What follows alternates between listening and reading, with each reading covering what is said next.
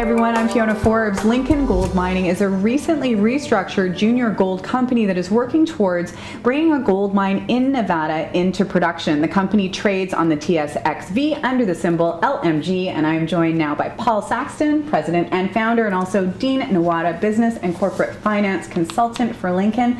Dean, I'll start with you because I've talked to you about a bunch of projects. What brought you on board this project specifically? Well, Fiona, there are three main things that I look at in a mining project, especially one that's near-term production. It's simply people, project, and corporate structure. Now, of course, with people, we've got Paul Saxton here, and I'll let him fill in all the people that are working on this project, the engineers and some of the founders. But I will sort of start it out by saying that Paul, under Adolph Lundin in the past, has built the American Boy or American Girl. Both, yeah. Both of those in California, as well as vice president of Viceroy. That was Castle Mountain. That's that correct. you guys built.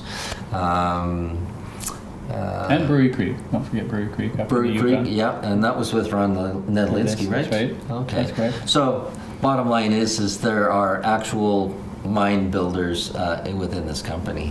And Paul, tell us a little bit more about who else is on board the project. Well, we've got a whole host of people that have been with us for years, including Henry Evanchuk, who was involved in BC for years, and a number of the different projects here, including the Mount Poly, Red Chris. Ron Nedlinski, of course, who we just mentioned, and Ron and I worked together at Viceroy, but also up on the Yukon. You ended up being president of that company, right? Yes, I was. Yeah. Yeah, in 1996. Yeah. And then people like Chan Buckland, who was Boulder Capital at the time, and has been a big supporter over the years. I might add too, though, that with the Pine Grove is a open pit heap leach type of operation, and I should emphasize that it's well located in Nevada with near infrastructure, and from our standpoint, we've got really good people working with us. Stantec engineering group that's putting the EIS together and has been approved by the U.S. Forest Service, who's the lead agency that we're working with. And people and companies like Kappas Cassidy and others that know the business inside and out, and we're pleased to have those people with us, right? Excellent stuff. And Dean, off the top, I mentioned that there's been some restructuring. Maybe you can elaborate a little bit on that. Sure. So Pine Grove itself, the project consists of two open pit gold deposits and a 43-101 PEA done on it, and is currently at the final stage of permitting in Nevada. So on the back of that, just recently, the company has completed a complete restructuring with all the same projects, binding agreements in place to bring the project to 100%, and as well, we rolled the stock back, so there are only 8 million shares outstanding. Although we just closed a $640,000 financing, so we're at about 14 million shares now.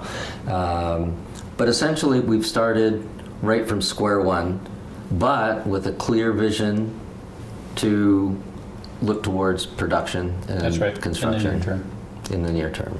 So, Paul, what's next? Next is permitting.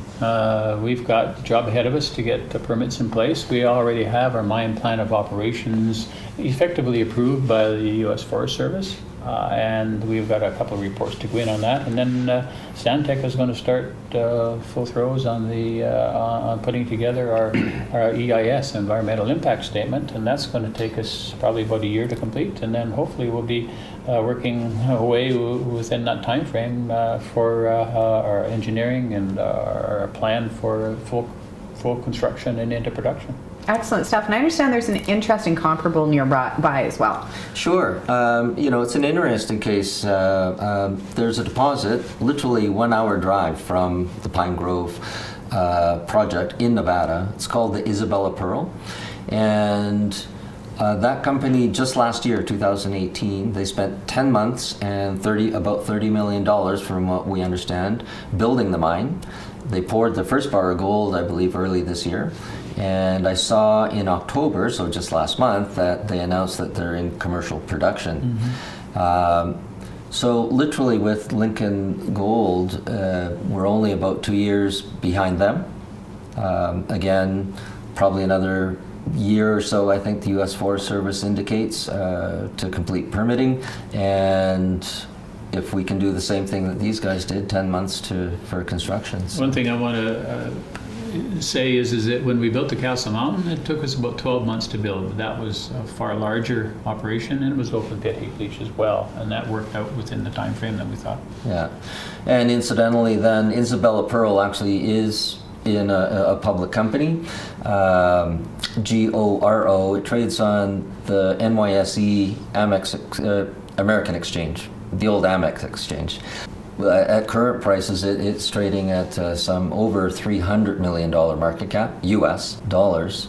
Having said that, they've got 2 projects in there, including the one in Nevada. The other one is in Mexico. That's correct. But it certainly looks like they're really bringing the Nevada gold and turning more towards gold than gold and silver zinc, which is their Mexican project. Excellent stuff. Well, thank you so much for joining us, gentlemen. If you want to find out more information, you can go to lincolnmining.com. Thanks, Fiona. Thank you.